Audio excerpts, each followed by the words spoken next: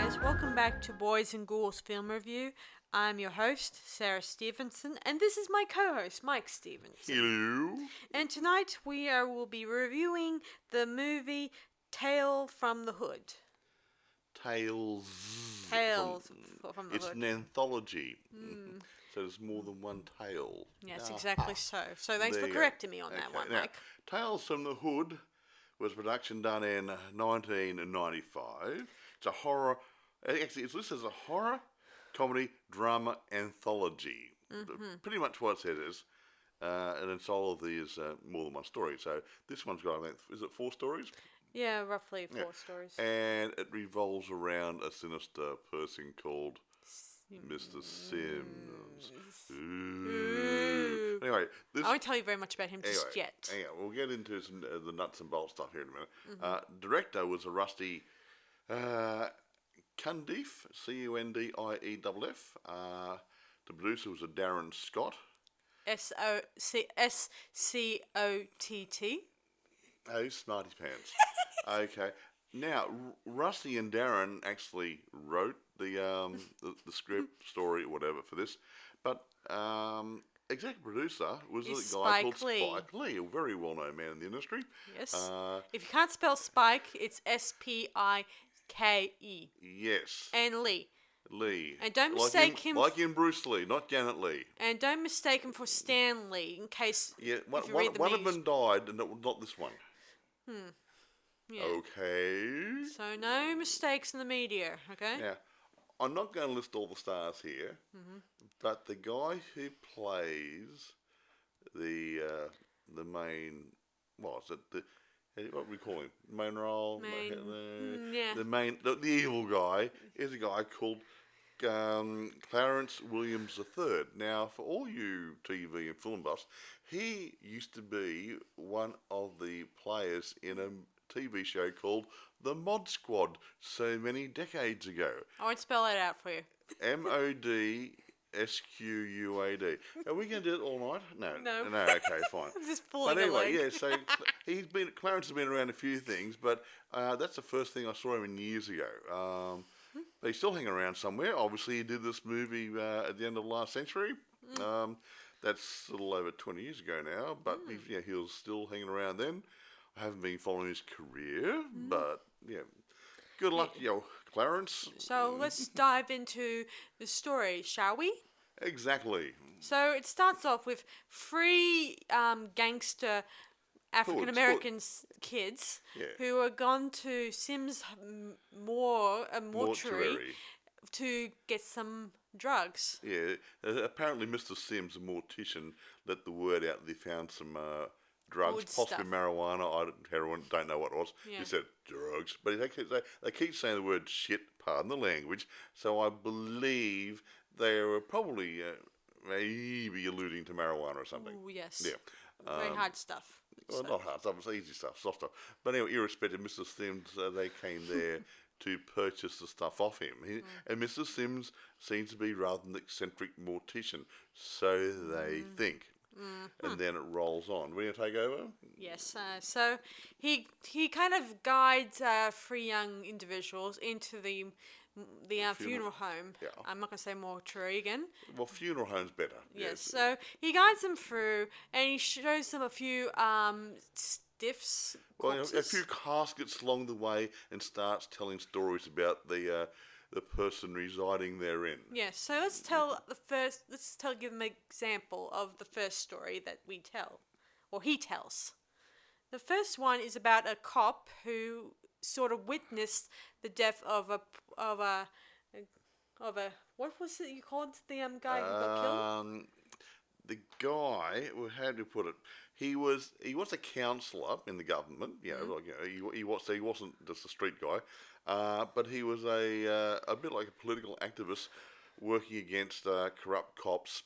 A lot like Martin Luther King. Yeah, trying to. Well, he was going for civil rights, but this guy was.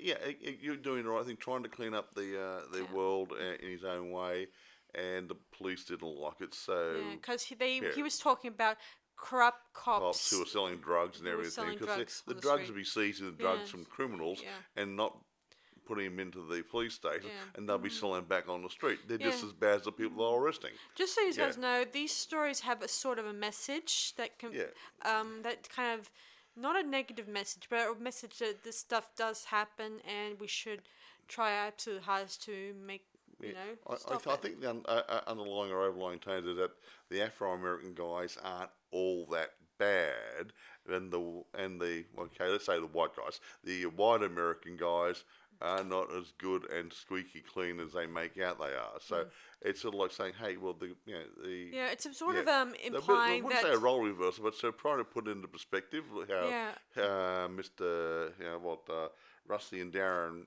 see the world. Yeah. And I think they're closer to reality than reality tries to make out. Yeah, even if they're thrown a bit of fantasy. Yeah, of course, it's a story, but anyway, irrespective. So the guy who's assisting the cops, he's a deputy, I think. No, he was assistant. He's a rookie. Policeman. He was a brand new cop riding with his partner, who's an older guy. Yeah. And they go and meet this other cop car who had pulled over this African-American guy in a suit, mind you, in a nice car. Yeah, no very nice reason car. to pick him up. Yes, and And he goes off to investigate his license plates and finds out he's what we've already established. Said, the counselor. And these guys, soon before he even comes back, the guy is near close to death. Yeah, well, they knew who he was. They wanted to beat him up and send him a message not to pick on police. Yes. And then, look, in the end, they beat him up. They drug him, with some heroin, and they put some heroin in his car, and they dumped the car down at the dock there in the water. Make it look like he as a heroin addict. It comes over that way when there's an autopsy, so they tried to discredit him. Yeah, meaning the cops will not be blamed He was against drug. He was a drug protester and stuff, and they say he does drugs, so they tried to take his credibility away in death. Yes. A bit rude. And the poor young police rookie guy, he was really upset about this. He was. And he felt like he was definitely could have stand up and told them to stop this. But he was scared. Because he was also an African American, and he was worried he would probably be get all the worst of it. And they might beat him up or do something and make his life hard. But anyway, it rolls on a year later. Mm-hmm. What happened then?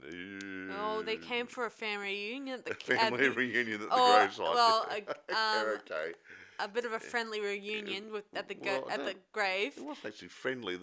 The young rookie retired from the cop force or quit because he didn't like what was going on, and he became an alcoholic and stuff. Yeah, and he kept hearing weird voices. And the spirit of the dead guy gave a message he wants the other guys to come to him. So he organised the other three police guys and himself to meet at the gravesite of this dead counsellor. Yeah. Yeah, and even when they found out about this meeting at the grave, they planned to probably knock off the poor. The rookie, policeman too. The ex-rookie was because they thought he might be a troublemaker and say something one day. Yeah, but anyway, they go to the grave. Yeah, and two policemen No. You go. Okay.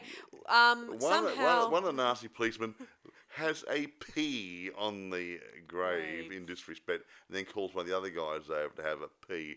Now, while the second guy's having a pee, all hell breaks loose. Literally.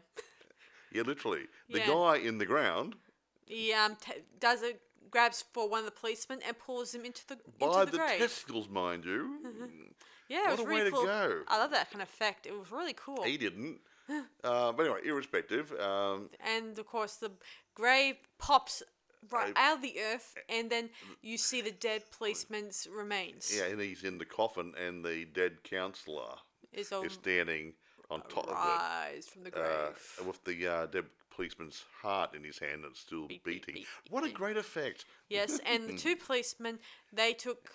they wet themselves almost. Almost wet themselves and decided to get into the police car and run. Or drive. Well, drive, yeah. But the funny thing is, no matter how fast they drive, this dead guy keeps appearing obviously he's dead and he can move faster than they can. Who said about stiff-legged people can't run? Okay.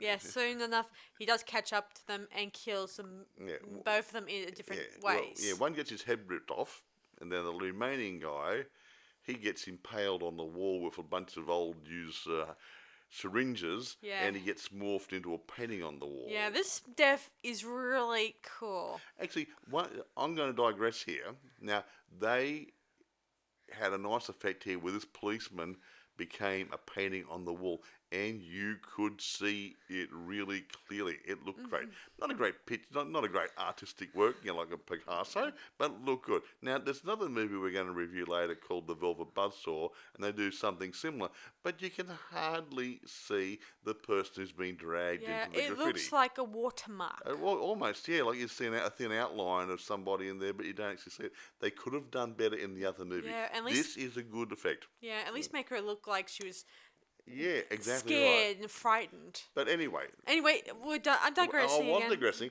Now, the dead guy catches up with the ex-rookie. Ex-rookie. And he grabs him by the throat and tells him, "Why didn't you help me?" He repeats this over and over. And then we find him much later at a mental institute. Yeah, mental hospital, and he was blamed for the death of the 3 policemen. And this guy's brain had been snapped by this time anyway, and he was going to be a nut house stress for his life. So, end of story 1. Yes. Then Mr. Sims. Yeah, Mr. Sims. Casually walking down between the coffins again. Yes, and he soon arrives at a coffin with that's had a severe burns victim in it. Severe burns. And I won't make it a very long story out of this one. This one's quickie. Yes. Yeah, we'll make it quick. This one, it's about a boy named Walter who tells his teacher that that him and his mum are being brutalized by a monster. Yeah. And Mr. Buglugs, the teacher, which actually is played by our friend Rusty Cundieff. He's actually playing the teacher in this short story. And now Mr. whatever his name is in the show, he goes to the little boy's home to meet with the parents. The mother comes to the door dressed in a towel, just had a shower. A very attractive lady. But anyway, and they have a bit of a chat about the little boy Walter and his problems. His problems about the bruising and this monster who's raging around the house and everything. And then Daddy comes home. Boyfriend. Boyfriend comes home, and they have a bit of a chat. And the boyfriend's getting a bit narky, and he says, "Okay, it's about time you leave." And then he left. The teacher leaves, goes down to his car, getting ready to leave.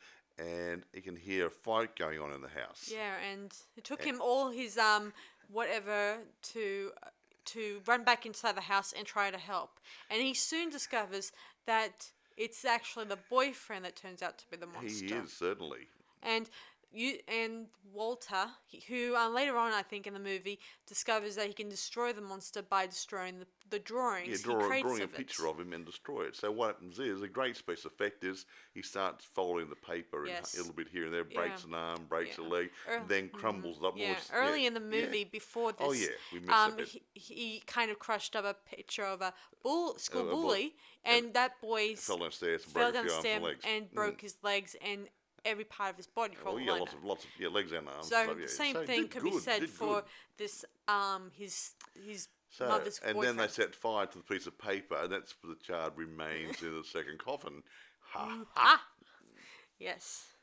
So the next story that comes after this one is, let me see. It's called the KKK Comeuppance. Yeah. See, it's about a senator who's going to be elected down south, and he's next Ku Klux Klan member living in an old slave mansion. Yeah, read your history books, guys. This is important. Yeah. Anyway, the basic story goes is he's a real racist, nasty guy.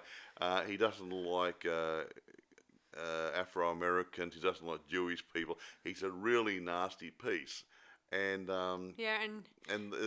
these people who he doesn't like are protesting outside his mansion. Yeah, a lot of district people and probably a few people. Not street people, just people in the neighbourhood. Yeah, and the people in the neighborhood, and they just even one of them, who's an old man, he says that the spirits of the house are gonna get him. Get him.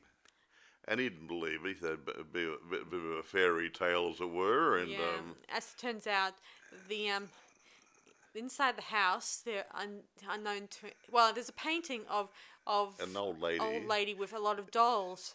And an old Afro-American lady who I believe became the owner of the house after the owner during the slavery period died. Did he die? Mm-hmm. Yeah, he died.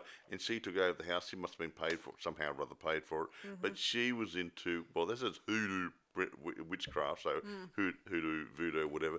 And she, all these slaves who had been killed by the previous owner, she collected their souls somehow or other and put them inside these dolls. There must have been 50, 60, 70 dolls and there. These dolls, or one of them that starts off starts tormenting him, and he thought he got the upper hand, but then suddenly all the other dolls come they come alive. out of this painting and they kill him in the end. Yeah. And the little old lady who actually made them came out and was sitting there in a rocking chair watching it. And then obviously this guy got killed. But there was a few things in there. When halfway through the story, he's talking about America and different things, and when he's getting frustrated with this painting and this nasty lady, he picks up an American flag on a pole and smashes it against the painting, and she starts bleeding. And then he gets this American flag on a pole and then beats up this little doll with it. And he doesn't kill the doll because the doll's almost superhuman.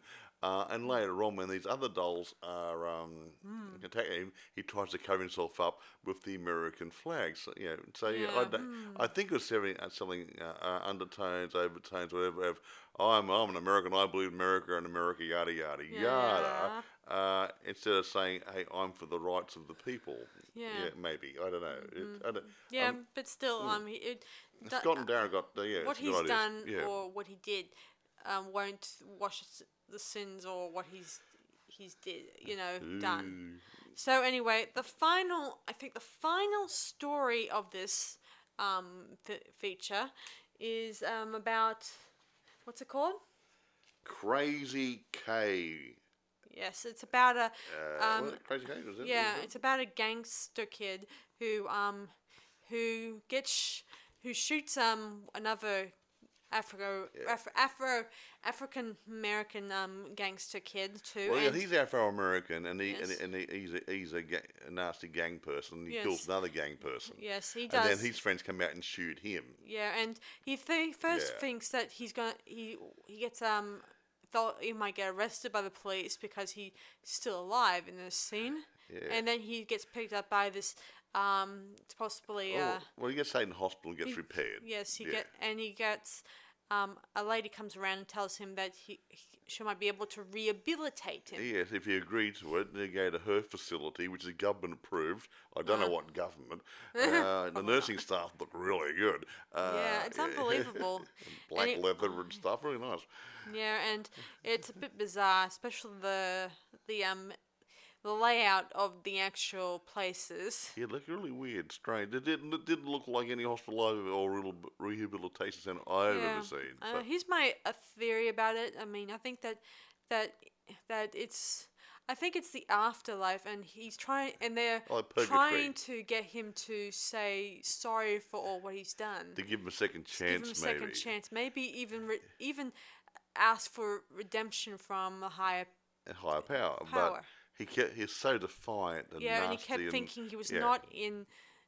They did anything. He didn't want to accept their help. He said, "I'm right. Everyone else is wrong. It's not my fault. I'm who I am because of my life, and that's it." And he wouldn't accept any help in the end. Yeah, and he kind of they torture him and try to do things to try and break him, and he's very defiant. Yeah, and he did see a few dead spirits of people whom he kind of killed along in his journey. Well, I think so, all of them. Yes, and one of them was a little girl who was caught by a stray bullet that killed her. He went through the wall of the house when she was playing in the bedroom. Yeah. She was innocent, and he was saying, "Well, it wasn't my fault." Well, it was. He shot the gun. Yeah. Yeah. Yeah. Anyway, by the time these visions stopped, he soon returns back to the time when he got shot. Yeah. And he got shot to death. Yeah. Instead of surviving going to hospital, the three guys who were friends of the guy he killed just shot him a couple times, and then they came over and just finished the job off by ramming a couple more bullets into him. Yeah, and then we later on found out that these three individuals who shot Crazy K turned out to be these three individuals that at the funeral home. At the funeral home. Mr. Sims' little guest friends come in to get, pardon the language, the shit they came to pick up. Yeah, you're going to hear which they keep saying it all the way through the movie. Sims That's says why I said it. It sort of becomes Sims' favourite quote in this movie. And the sequel, too. It certainly does. Yeah, they seem to use it a lot in this one. So, excuse the language. I'm sorry. I could spell it next time. Yes. Anyway, irrespective, while it's unrolling now, the three hoodlum gang members, whatever you want to call them, they're getting really impatient with Mr. Sim. They say, okay, we want it now. We want... So they get the guns out and point them out and say, we want to pick up the stuff now. We want to pay for it. We want to leave. Yes. So he proceeds to take them downstairs. So he produces three other coffins that are in the basement, and they open the coffins thinking they might expect what they wanted, and they see, guess what? Hang on. Dead. Them in the coffins. Yeah. Look, they stand next to their own coffin, look in and say, ooh, but how can I be in there if I'm standing here? Yeah, that sort of thing.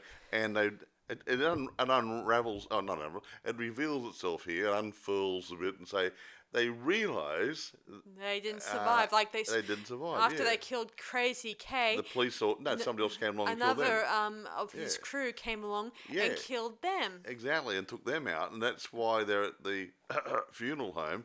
They're not there to pick up some stuff. They're actually going there to check in. Mm-hmm. So obviously in heaven you got St. Peter. When you go to the other place, you don't see St. Peter. You see this other guy, which happens to be Satan.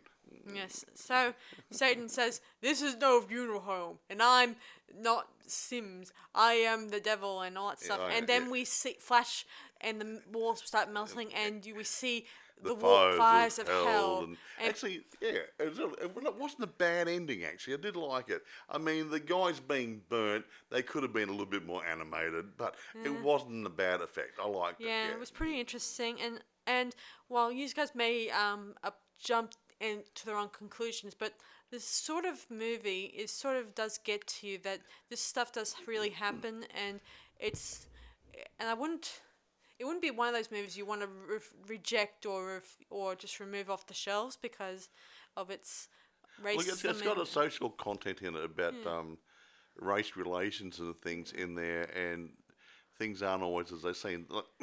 Excuse me.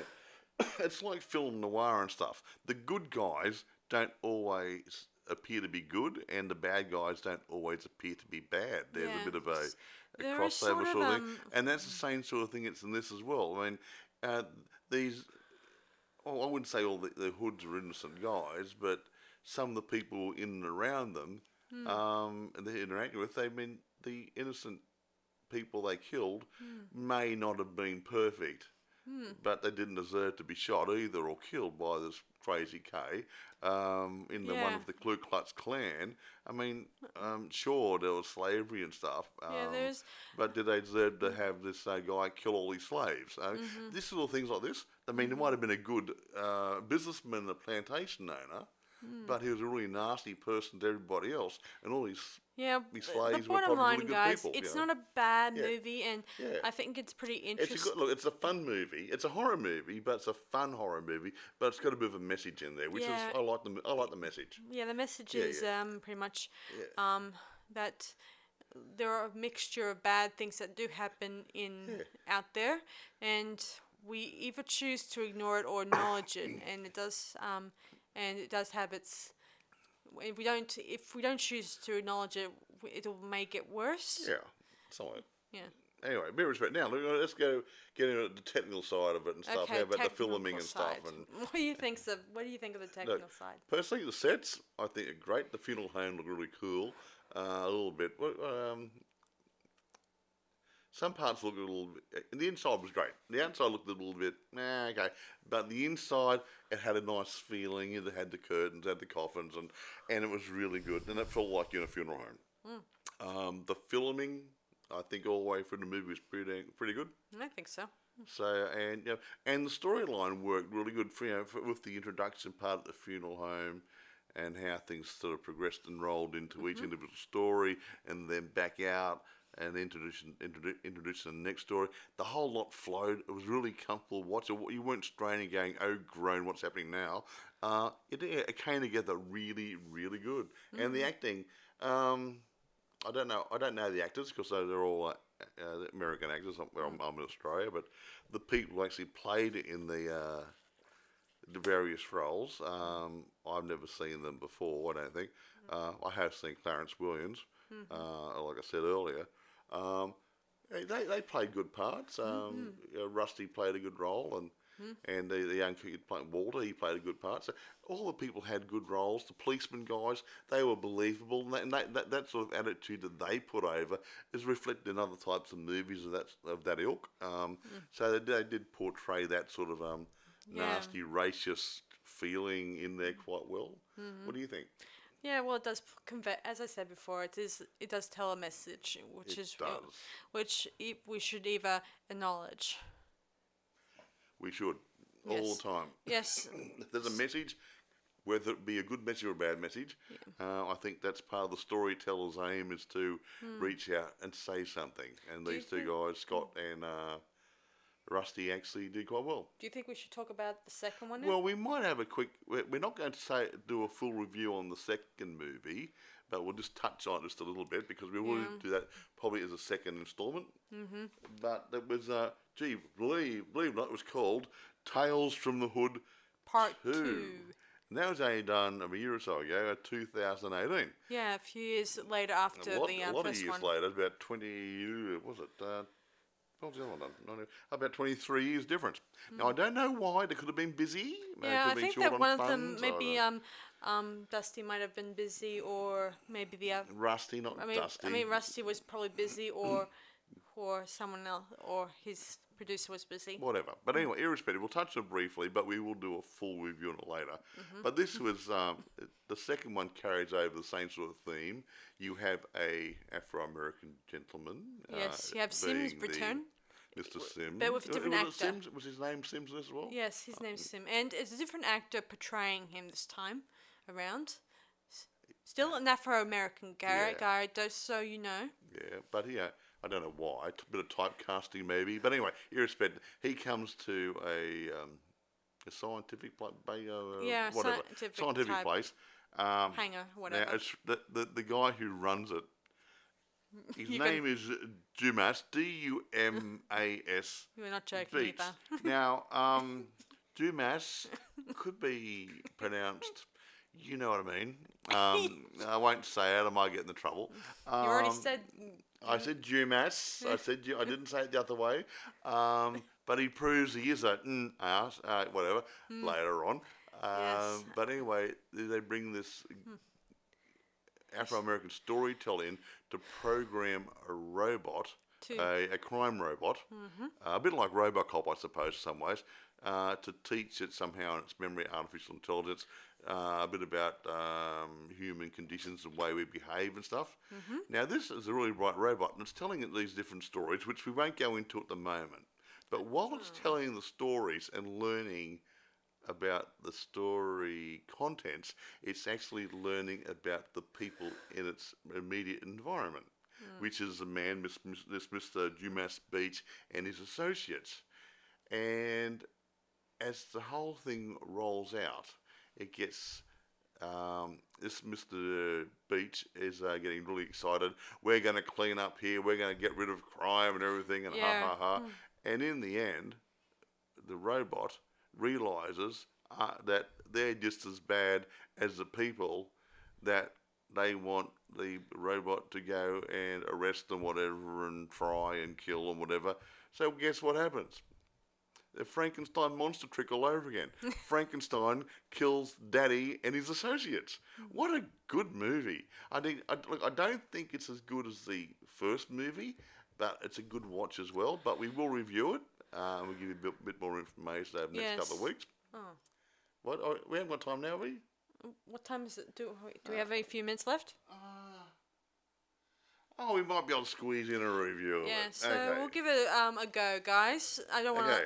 This is going to be really fast. No. Well, the first story is called Good Golly, I think. It's about a gollywog. Now. Yeah, and about 3 kids who are on vacation, and 2 of the girls want to go off to a special museum of sorts that is selling. Well, they're supposedly not selling gollies. Displaying. I think it was where they're displaying, like a museum, wasn't it? Yes. Yeah. And the owner there, he explains that this museum is a museum about how racism was.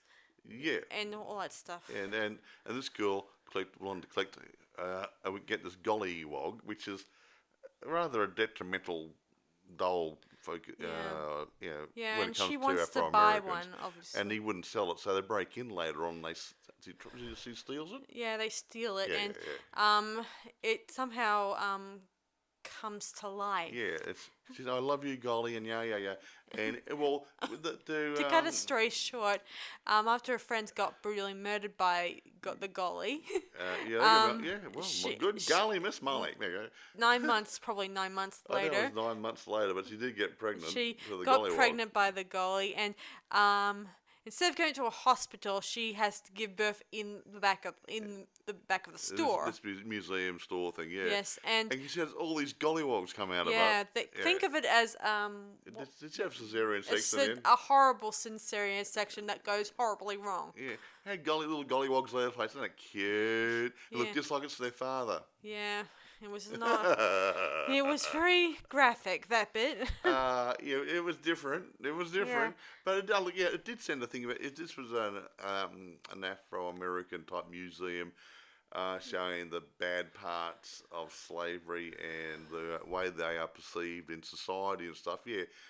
This white girl reflected, I suppose, white America's attitude towards. Yeah, she was a bit of the coolest one. I think her name was Allison, and she was a very coolest type girl. But pretty naive too in some ways. Yeah. So the next story is I think it's another gangster-related story. Well, the charlatan wasn't he a medium? Yes. So a pretend medium trying to scam money out of people. So the story begins where these 3 gangsters are trying to beat the poor, beat another African American who used to work for them but he has kept some money aside,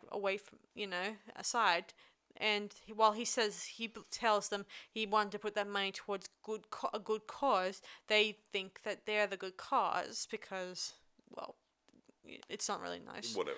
What they did, and in the end they kill the poor man, and they decide to get a medium and to somehow get the information from him, contacting the poor guy to get the information out of him. But something goes horribly wrong.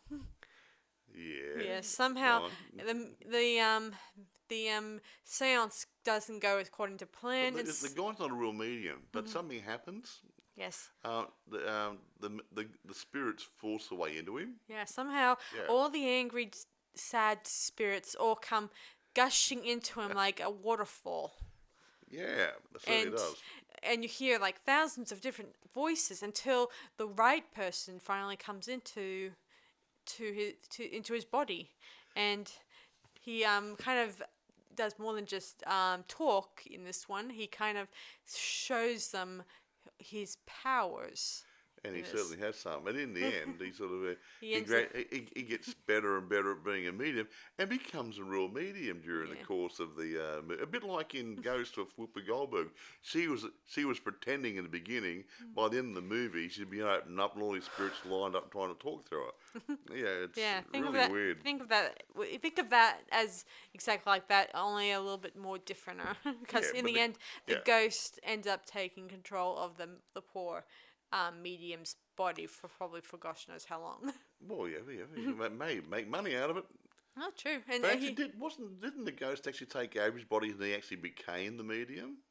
Yeah. That's the feeling I got in it. Yeah. I like So it, the real guy wasn't no longer in control of the body. Yeah, like it's like when you look at Psycho at the end of that movie, where the psychiatrist explains that the how the weak part of the person is somehow no longer there, and the dominant personality takes over.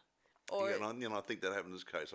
I got the feeling that the dead guy took over his body somehow or other. Yeah. yes, like he became much more stronger than the previous host, the previous Yeah. person who was occupying the body.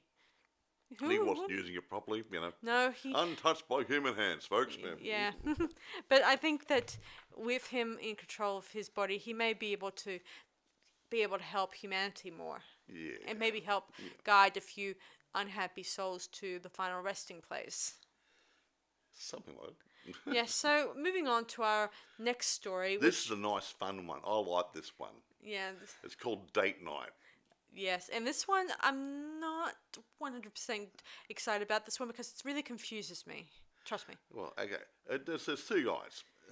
They go online and they line up these two girls who want to meet on a date. I think their intentions were obviously Not honourable. not honourable. I can't say, obviously, but you know what I mean. Yeah.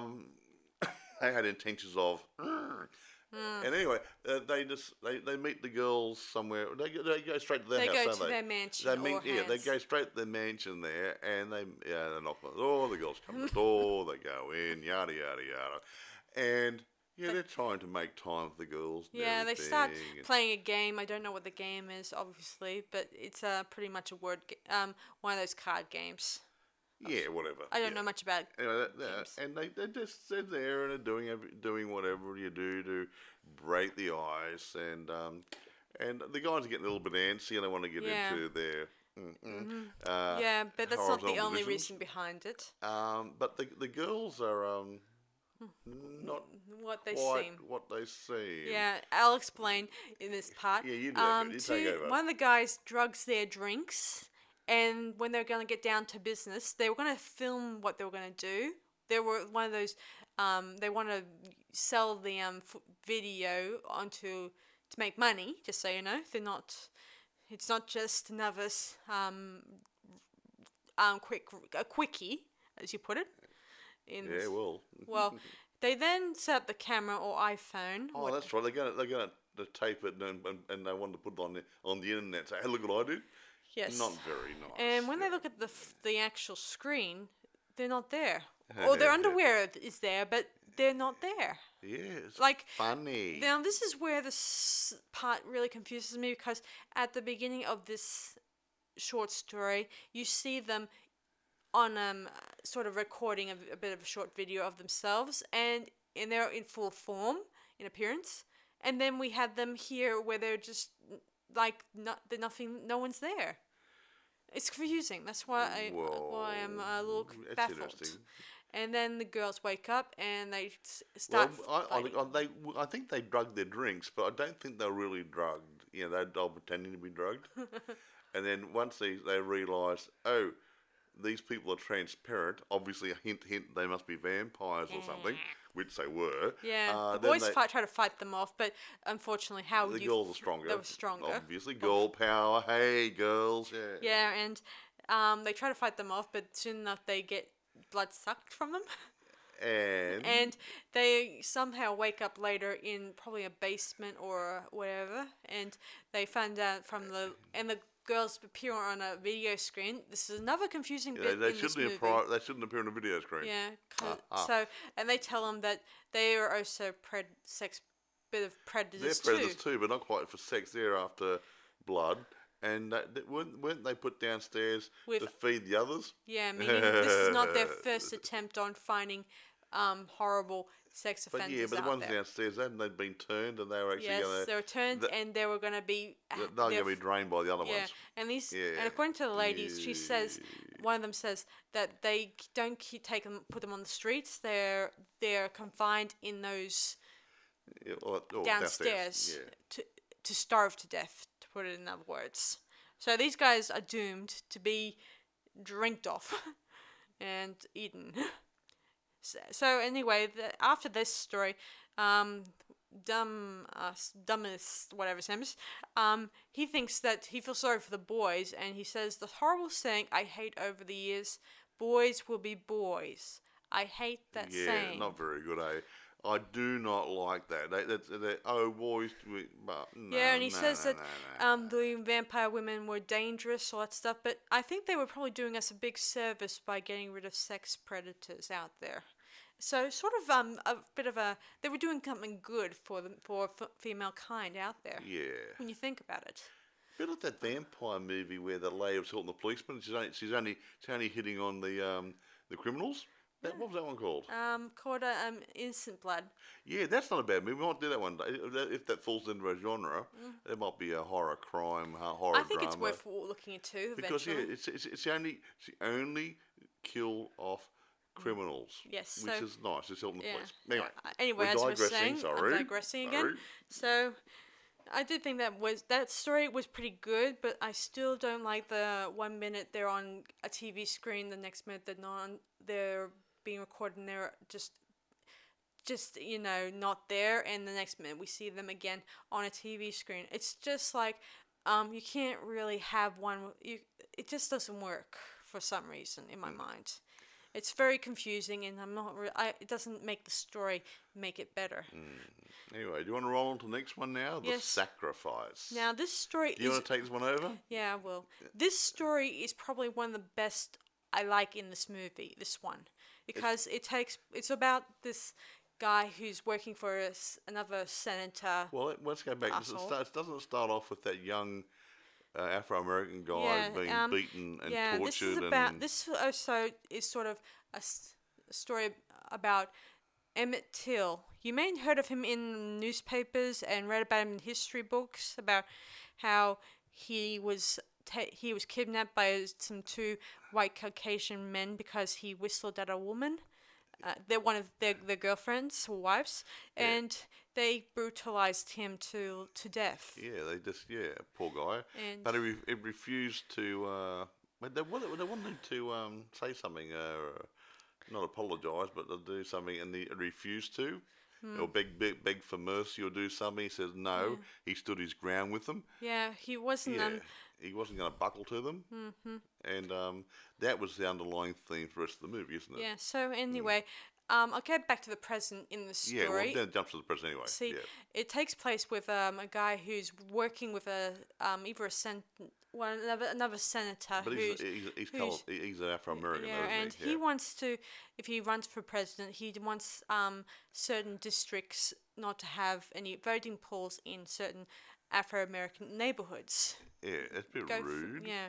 And the man who's helping him, he's also Afro-American, and he's sort of supporting him, which is a bit sad. Every one of his friends and family keep telling him, "What are you doing? This is not right. You're betraying your people." Yes, I think. And this is why Emmett Till makes an appearance. Like, he tries to, through his wife, try to explain that you should remember the sacrifices that these people have made for you. Remember your roots, where you came from. Yes, and he appears before him and his mum and another man who sees ghosts, and he tells him about the sacrifices that, thanks to Emmett and other people, have made to secure them the voting and other privileges. And what he's got now was earned by what these people did. He tries to explain that the guy tries to say, okay, I'll change my vote, I won't support this guy, but Emmett tells him that it has to be a very big, strong example. Like, you have to make an example by making a sacrifice. Yeah. So he makes, after a few unexplained things, like how his wife accused him of rape and calling the Ku Klux Klan there's more to it. I think what's happened, the spirits are manipulating and saying, hey, you're not really married to this woman now, you've raped her, and that sort of stuff. They started destroying his life because he refused to cooperate. They kind of altered history. Because according to Emmett, he says, I may change my mind. I may have not whistled that woman. I may not have committed that may have not have died. I could have gone to school, have a life. And But he didn't. He didn't. stood his ground. And he made this guy, in the future, or the present, to be held accountable for his own actions and stand up for what he really, really believed in. Yeah, so he soon decides to do the sacrifice and take it on, which he does. He ends up being brutally beaten by other people. By other people, like the Ku Klux Klan and creeps. other people, whatever involved there. Yes, and soon enough, he's lying there dead, and we're back in the real present. And no one understands why he's just lying there dead. Except for a few people, like his mum, his wife, and the wise man who knows what's going on. And he disappears, the Emmett and the other dead people. And the reason he was doing this was because his son, he and his wife were pregnant with their one of their first children. Yeah. And she notices that the baby was starting to shrink, like indicating that. Yeah, but I think that was part of trying to make it undo what he did. So now the baby's growing again, and as per normal, it's having a normal life. So Emmett and the man who's changed is finally, going off to the afterlife. And this story is while I think it's touching, but Mr. Dumbass, whatever his name is, he doesn't think it's touching. He just thinks that it's a. But then again, it reminds us that the future doesn't, can cause rippling effects to the present. No, butterfly effect. That's another good movie, wasn't it? Yeah. Like Emmett Till, he kind of caused a ripple. Like if he didn't do all this stuff, it would have not caused the world to change. Yeah, well, people like Emmett Till stood their ground and they stood up for what they believed in.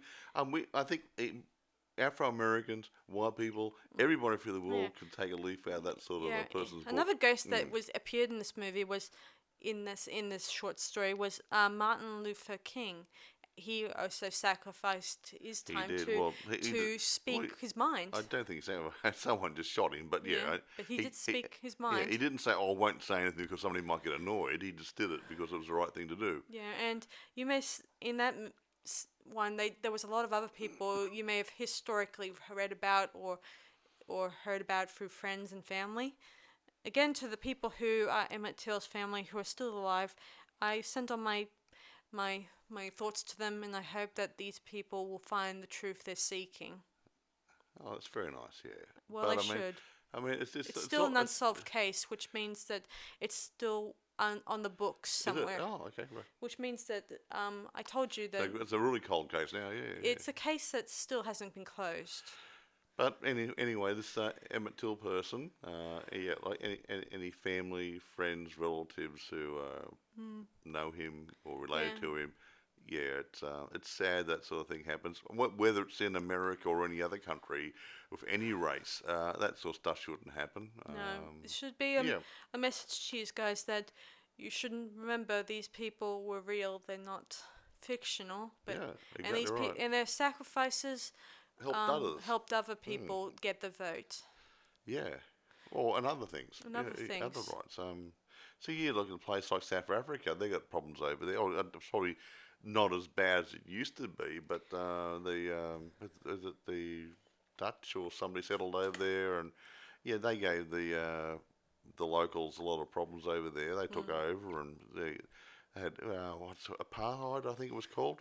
I mean, they had all that sort of problems over there too. Yeah, you could the coloured people, Africans, whatever over there, could not use the same toilets as the white people. They couldn't travel on the same transport, or they got to travel upstairs where it was open. And they couldn't go inside. It had all these rules. They couldn't eat in restaurants. They couldn't do this. Couldn't do that. It just so many limitations. It was just horrible. It's just wrong. Yeah. But anyway, irrespective, we're digressing, folks. We're supposed to be reviewing a movie, not getting into social comment. Yeah, but that story, even that one's a lot longer than the other few that occurred in this movie. This one kind of dug a little deeper than the other few did. Yeah, but I think, and it shows. I think Rusty had a story to tell, and I think he told it well. Yes, thanks you, Rusty. Yeah, and maybe Scott had some. I don't know if Scott had something to do with it, but I got a funny feeling, Rusty gut feeling. I think he was the one who probably had more contribution into that sort of story. Yes, he probably did. Yeah. So anyway, as I was saying, Dumas was not too impressed with that His story. name is Dumas. Dumas or Damas, whatever. You're not allowed to say Dumas. Yes, That's and wrong. soon enough, all the stories are inside the robot.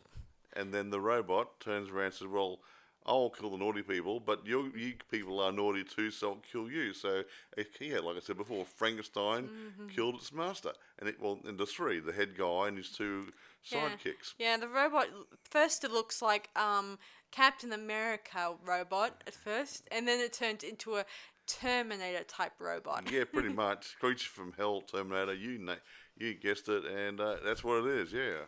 Yeah, it's kind of cool.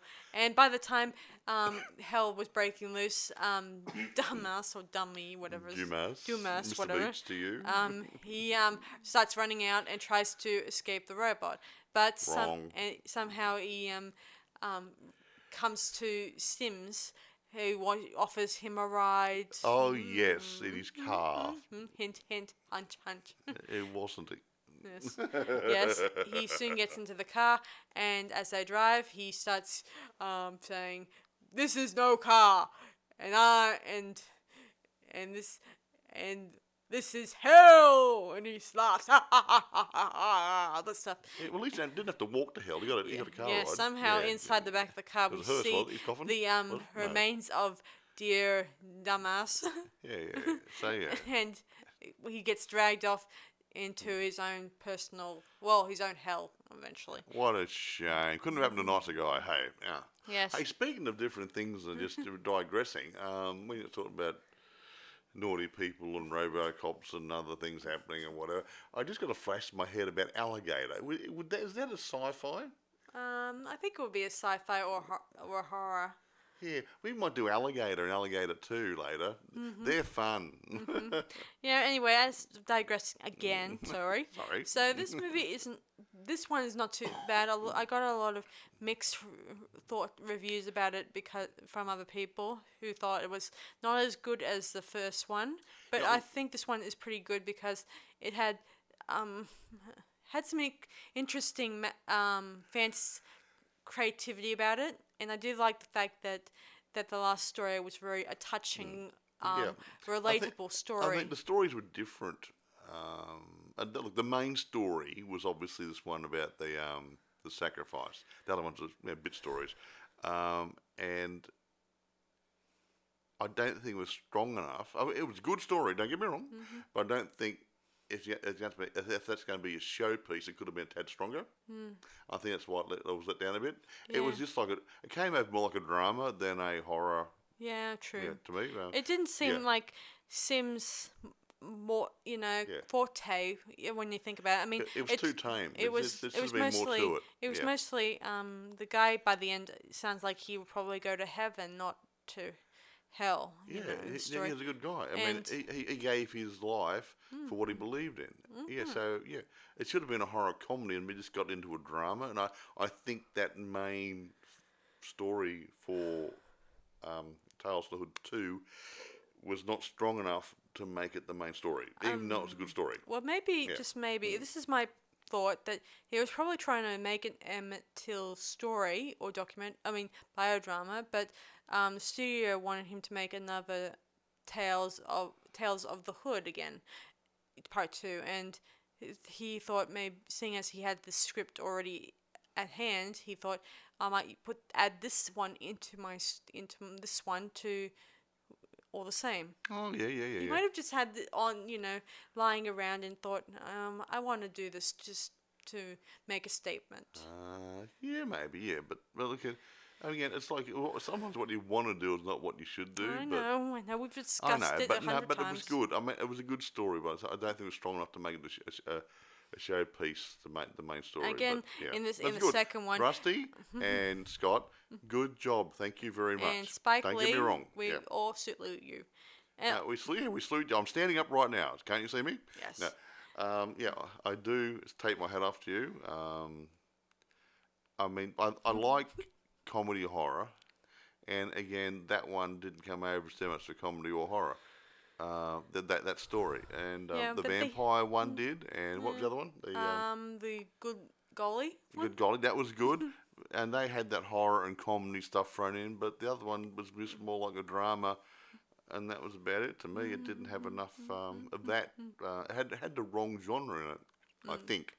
That's my belief, but I could be wrong, but it's just my opinion. But that was still good, but wrong place. And actually, that could have made a good feature film. Yeah, I mean, a lot longer, maybe add a few extended scenes to it. Could have done a lot better with it. Might have gone places. Exactly. And of course, would have told more of the life of Emmett Till. Yeah, and I think someone should actually do a movie of Emmett Till and people like that to show people what the Afro-Americans went through, and not necessarily Afro-Americans, other people in other countries. Yeah, I am a little annoyed through the same sort of thing. I am a little annoyed that the woman who accused him of all this stuff, she, I just think it was wrong that she just went to write a novel about this, and she won't go to court to tell the truth. See, she kind of told the truth in the book to make money.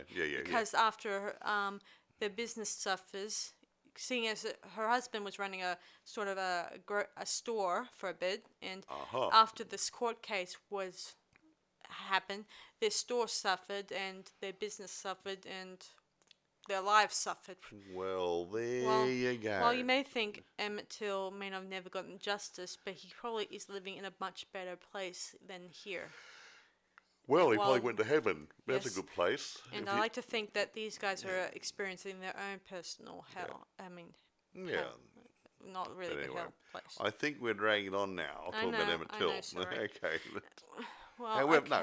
Anyway, irrespective. Now, okay. Do you want to grade these as Tales from the Hood 1 and then Tales from the Hood 2?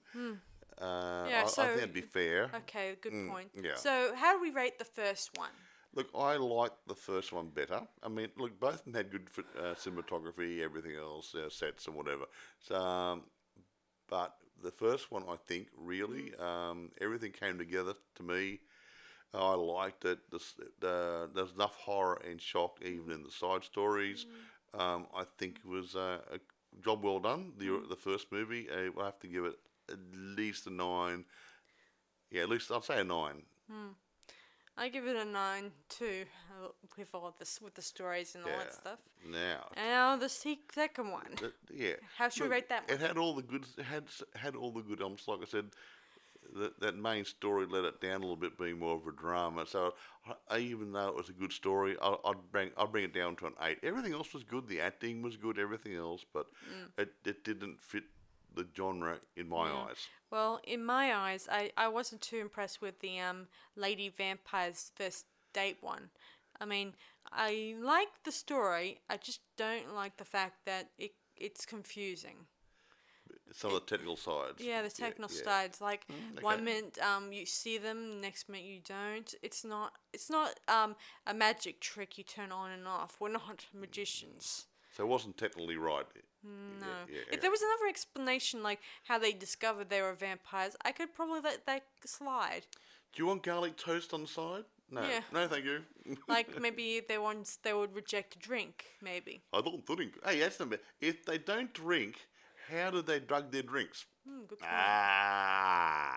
That's a good point. They made a mistake there, didn't they? I don't drink wine. Yeah, it would have been interesting if there was another possible way of getting them to know that they're vampires. But maybe they pretended to drink the drug drinks.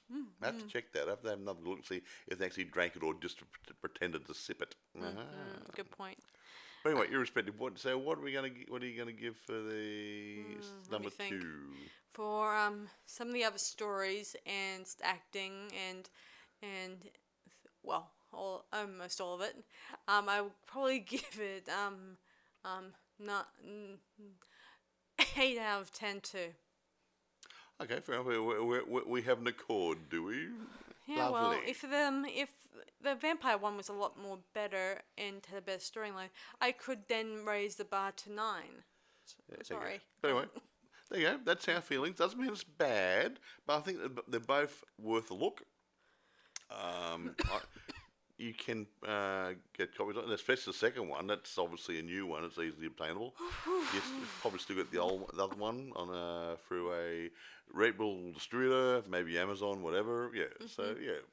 Yeah, quite. Yeah. So, Exactly. You can get them anywhere, anytime, all that stuff. So go ahead, go buy it. Go on. I'm watching. I'm waiting.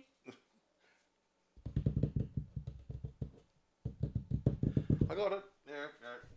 Yeah. Yeah, so time to end this latest podcast. So thanks for listening, guys. Till next time, I'll see you guys around the graveyard. So see you guys around. Bye.